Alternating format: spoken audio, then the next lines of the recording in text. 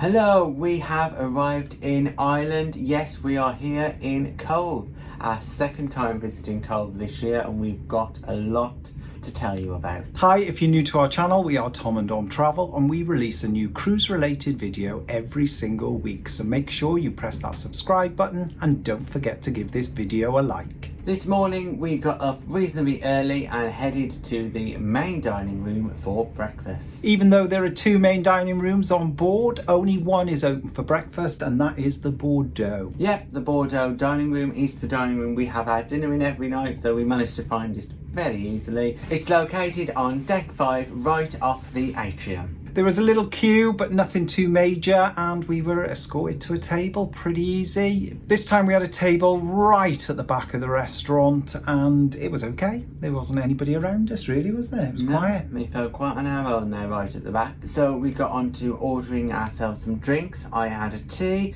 and you had a coffee. Tea was quite interesting because it was quite weak and it did take a little bit of stirring to get it going, so but it was fine. And then we went on to order our breakfast. We also had a couple of orange juices, and we've got a note that they are nicer than the ones in the buffet. Pretty standard princess breakfast this morning. I decided to go for a bowl of cereal and an omelette. Now, the options for your omelettes in the main dining room are less than those in the buffet, which I was a little bit surprised about. I just had a ham and cheese omelette and it was absolutely delicious. But I suppose you could request something if you wanted different to what's on the menu. I'm sure they wouldn't say no. I went for a croissant to start off my breakfast, and then I had some American style pancakes with syrup. I ate about half of the pancakes because they are very filling because they were really thick. But both the croissant with jam and the pancakes were both really nice and set me up well for the day ahead. Those pancakes were absolutely huge though. They were huge. 2 was too many for me. They were very tasty.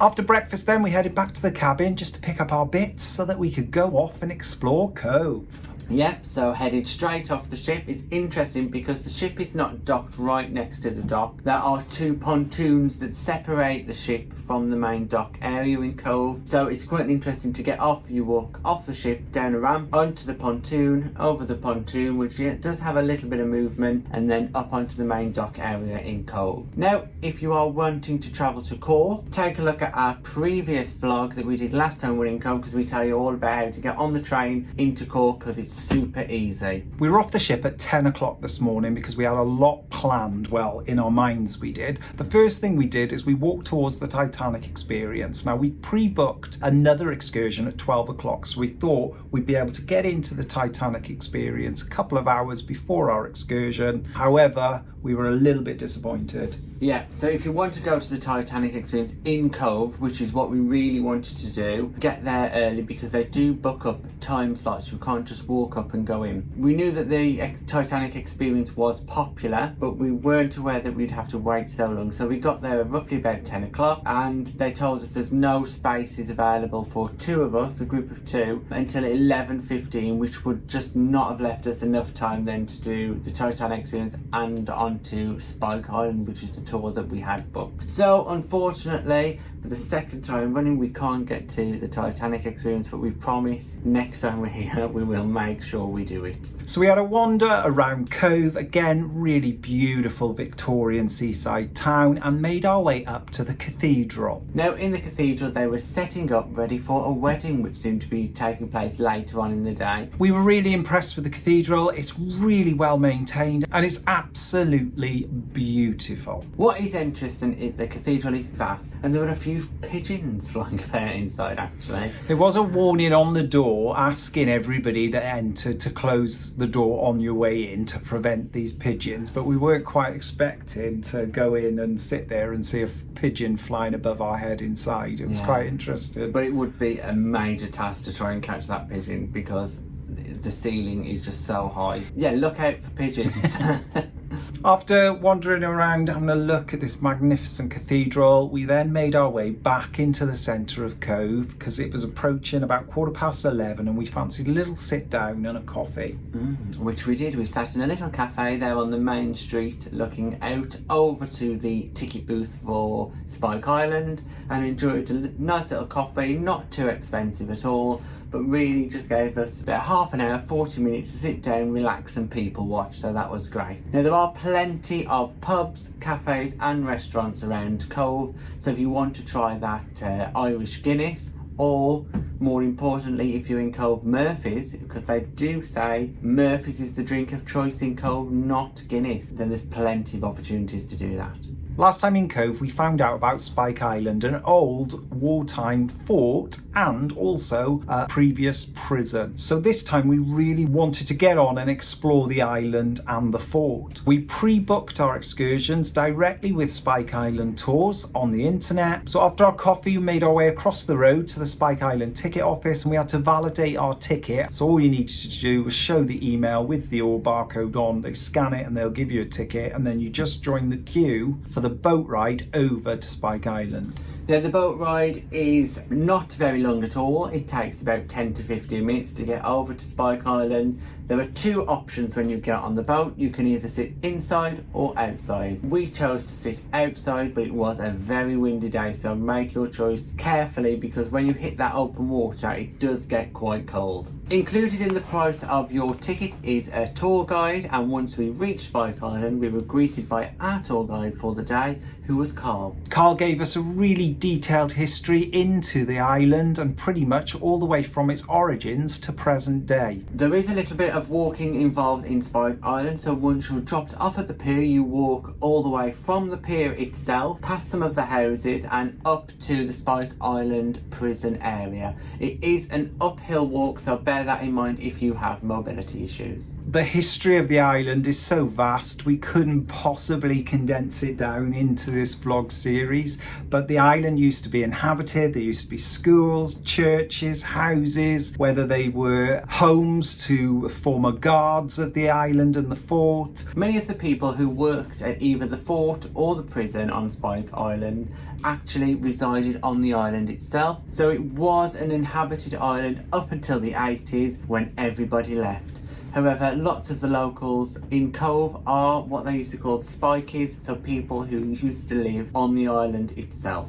Up in the fort itself, it's split into different sections. You've got prisons, you've got artillery gun park, you've got information about the Irish independence movement, 1985 riots. We were really surprised at just the sheer size of the fort once we got inside. You are able to walk around the full circumference of the fort itself. You're able to visit the village and you're also able to walk inside the fort as well. There are lots of different areas in the fort, such as a punishment block, the prison area, and as Dom said, the artillery area. Some areas though are closed off, so bear in mind that, because in the 1985 riots some of the areas were set alight and those areas are now quite derelict and dangerous, but they are closed off and you can't access those. Inside the fort itself there is also toilets located and a small cafe. Some of the older areas of the fort are really eerie and you do get that sense of what would have gone on when you were in there. They've kept some of the cells as they would have been at the time, and they are, well, they're not very nice at all, are they? No, it gave both of us a very eerie sort of feeling, especially the solitary confinement areas of the prison. It was really interesting, fascinating. They had a number of recreations to demonstrate what it would have been like during the time that it was in operation, and it was really interesting, but really quite brutal and horrific. There was also the modern area of the prison that you could visit. They had 4 beds per cell, 1 toilet which would have left you quite exposed, and 1 sink.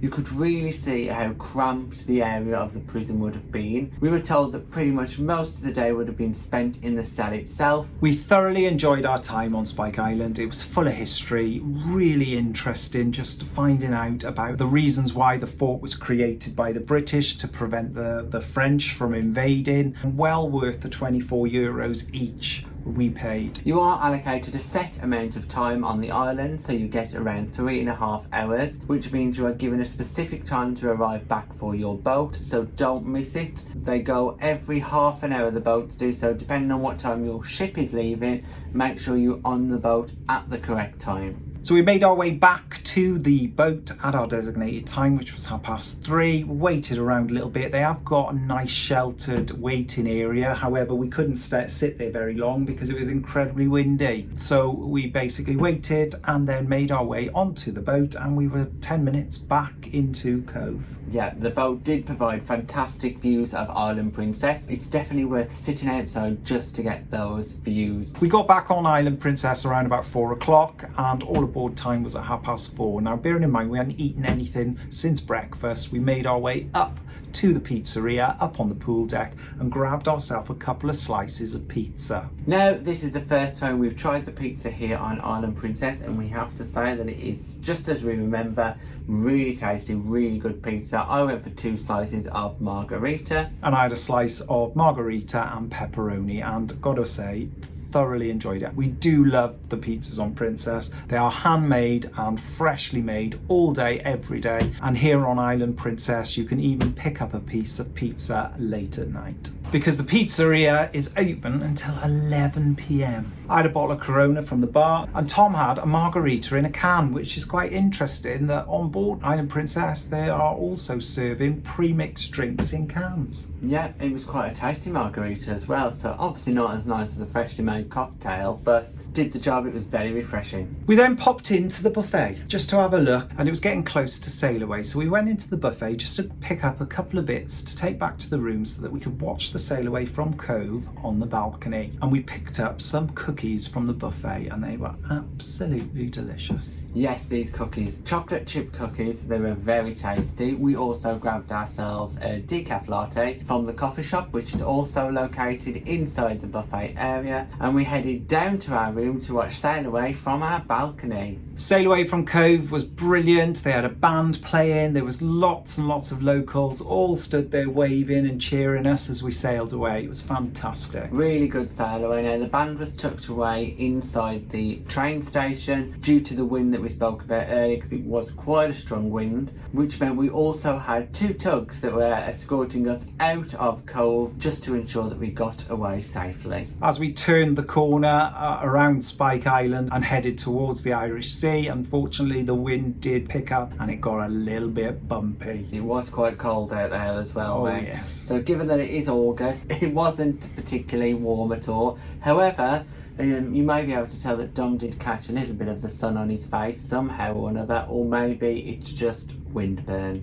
Then it was time for the evening, so we stayed in camp and got ready and made our way down to the Bordo main dining room for our 7 o'clock reservation. Now, yesterday there was a bit of a queue and we had to wait around about 10-20 minutes before we were seated. Today though, smooth, quiet, calm. Completely fine today. We waited maximum 5 minutes and we were already seated. Once again, we ordered ourselves 2 glasses of Pinot Noir, our favourite wine on board, and we requested to have some of those nicer wine glasses again. We were sat towards the front this time, so with Freedom Dining, when you book in, you don't necessarily get the same table every single night. However, last night one of the maitre d's came up to us and we were chatting with them, and basically we said, look, we're in here at 7 o'clock every night, is there any possible way we could have a table? And they said, tomorrow you come along, let us know and we'll try and arrange the same table for you every night, so we shall let you know how that goes. As we'd had a relatively late snack during sail away,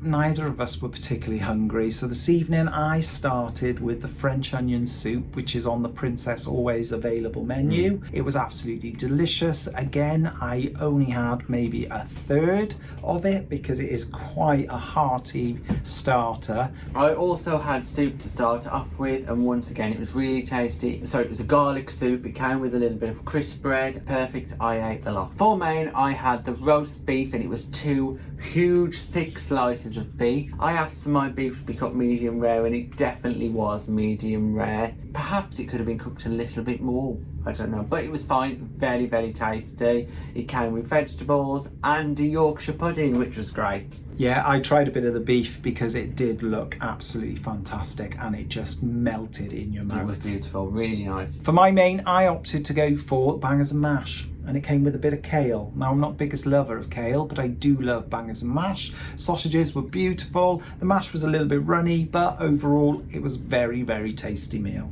Now, we decided not to have dessert tonight as we'd had quite a few sweet things already today. So we headed out of the Bordo restaurant and to our favourite spot, Good Spirits. Yesterday we found out that you could collect the little menu recipe cards, so we're on a mission now to collect them all. Tonight then we went in Good Spirits and we ordered 2 completely different cocktails and collected those recipe cards. Like we said in our previous vlog, make sure you sit at the bar in Good Spirits so you can watch exactly what is going on, because they are experts at producing those cocktails and they will give you a full rundown of everything that goes into the cocktail and tell you about the reasons behind why that cocktail was made. I had a Cartagena Cool, which was very orangey, very refreshing, and Tom had an Apple's Delight. You put loads of ingredients together, told us all about it. It was a real show, so it's great to just see that. You really appreciate your cocktail a lot more when you see all the effort that's gone into making it. After being in Good Spirits, we headed straight to the Explorers Lounge where we caught up with the second auditions of The Voice of the Ocean. Now, just like yesterday, there were separate contestants heading up to the stage. Each had 2 minutes to perform a particular song. At the end of all the performances, the audience could then make a choice of who their favourite singer was, and today the results would be announced from the combination of both yesterday's and tonight's performances. There were 11 contestants competing to take part in The Voice. It was really interesting, and again, well done to everybody that performed in front of us. Really, really well done. We will now wait until towards the end of the cruise when they will be performing on stage in the main theatre. Between now and then, they have been all allocated a coach, which is someone from the onstage production cast here on Island Princess, who will help them prepare for their performance, so we look forward to seeing how they get on. After the Voice auditions in the Explorers Lounge, we quickly made our way over to the Princess Theatre for tonight's performance by ventriloquist Phil Hughes. It was definitely an interesting performance, and we have seen other ventriloquists on ships such as Gareth Oliver, who's been absolutely amazing. The thing that happened with this ventriloquist is that he is American, and a lot of the jokes were targeted towards an American audience, so some of the jokes were probably a little bit lost on us. Very true. He's very talented ventriloquist. Really enjoyed parts of his show, but again, some of those jokes and those punchlines just really didn't hit with a British audience. Yeah, considering that the majority of people on the cruise are British, I think that could have just been factored into his show to make it just that little bit better. However, his final act, where he invited 3 members of the audience up, was absolutely hysterical. It was hysterical. And did get the whole audience laughing. One other thing though, the doll that he has is super scary. Yeah, you just wouldn't want to see that in the dark. After Phil Hughes' performance in the Princess Theatre, we headed back to Explorers Lounge for the late night disco. In the Explorers Lounge this evening at 10:30 was cruise director Andy spinning some hits. So it was a request show, it was a little mini disco, thoroughly enjoyed it. Lots of people up and dancing, which is the first time we've actually seen somebody on this cruise get up there and actually use that dance floor. He was taking requests all night. It went on till roughly midnight, the disco did, and after that the Explorers Lounge quickly empties out. I think most people are ready for bed by about 12 o'clock on this ship. We had a couple of drinks, including a gin and tonic, and Tom also requested one of those berry cocktails that he had last night. That really nice one, that creamy pink one. Yeah, it was lovely. After a few drinks and some good music and entertainment in the Explorers Lounge, we decided to make our way back to our stateroom and order a little bit of room service. Surprise, surprise. I bet you didn't know we were going to say that. It's a complete shock. We ordered a princess burger, some cheesy chips and also some quesadillas, and they were absolutely delicious. There was a little bit of a wait, but while we waited, we watched the next edition of the Wake Show just to get an idea and understanding of what was going on our first sea day on Island Princess. We've had a wonderful day here in Cove and a fantastic evening here on board Island Princess. So we look forward to telling you about our first day at sea tomorrow. It's going to be really interesting seeing what entertainment and events are taking place. It is a formal night, so this will be the first of 3 formal nights on this cruise, and we're really looking forward to it. Yep, so make sure you join us in our next vlog to find out all about what happens on our day at sea and on formal night. Thanks for watching our day in Cove on the beautiful Island Princess. If you've got any comments or questions, just pop them in the box below and we'll get back to you. And please don't forget to like and subscribe and hit that bell notification button to never miss a video from us. Thanks for watching. Bye.